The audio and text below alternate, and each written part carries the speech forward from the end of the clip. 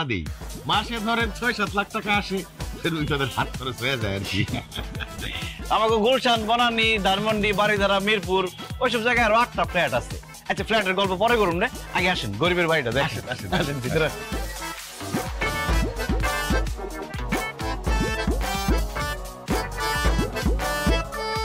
একটু কষ্ট করে সিঁড়ি দিয়ে আসতে হইব।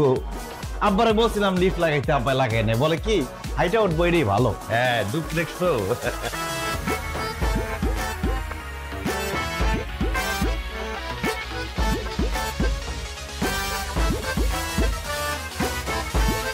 এই যে আমাদের বাড়ি ঘর। আচ্ছা,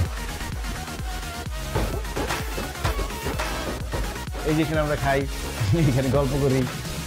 এখন বলেন, আমাদের বাড়ি গাড়ি সবকিছু দেখলেন, পছন্দ হয়েছে? হ্যাঁ, আমাদের খুব পছন্দ হয়েছে। আসলে আপনাদের বাড়ি ঘর গাড়ি এসব দেখে তো আমি রীতিমতো অবাক হয়ে গেছি। সামান্য মাছ বিক্রি করে এত কিছু কেমনে সম্ভব? চেষ্টা করলে সবই সম্ভব। যেহেতু আমাদের বাড়ি গাড়ি সবকিছু আপনাদের পছন্দ হয়েছে, তাহলে সুইটির সাথে বিয়ের দিন তারিখটা ঠিক করে ফেলেন। এক মিনিট, আপনি সবার চোখ ফাঁকি দিতে পারলেও আমার চোখ ফাঁকি দিতে পারবেন না। এই বাড়ি ঘর গাড়ি কোনো কিছুই আপনাদের না, এগুলো হচ্ছে শুটিং ফ্লোর। শুটিং এর ফ্লোর মানে? কিসের শুটিং ফ্লোর?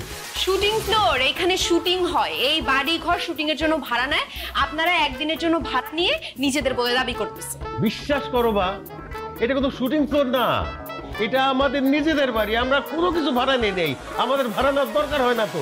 এই যে দেখো না, এই যে রুইতনের সাথে আমার ছবি, এই যে রুইতনের মার সাথে আমার ছবি, ওই যে আমরা ব্যাংকক গেছিলাম, রুইতনের ছবি। মাছ বিক্রেতা থাইল্যান্ডে গেছে, ছবি এডিট করা যায়, প্রিন্ট করে কয়েকটা ছবি লাগাই দিচ্ছেন, আর এই বাড়ি